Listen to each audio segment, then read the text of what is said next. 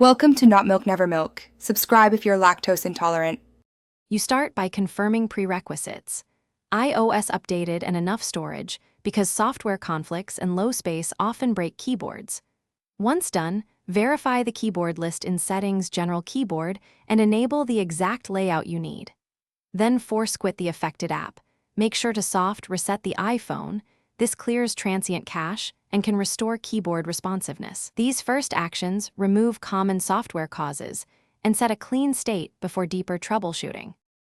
Next, perform targeted fixes. Reset the keyboard dictionary to remove corrupt entries that cause freezes. You will lose custom words, but functionality often returns. Then uninstall third-party keyboards, reboot, and re-add them one at a time to identify a conflicting extension. You should also test typing in notes, mail, and messages to compare behavior. If the problem persists, back up the device and run tests in reduced app states to isolate system versus app faults. If software steps fail, restore from a recent backup or set the iPhone up as new to eliminate persistent corruption. This often cures stubborn keyboard issues.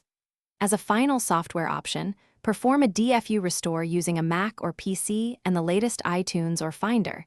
This reinstalls firmware and iOS. If you still see problems, try an external Bluetooth keyboard to determine if the touchscreen or keyboard hardware is faulty. If hardware, arrange an Apple-authorized repair. Don't keep forcing fixes that risk data loss.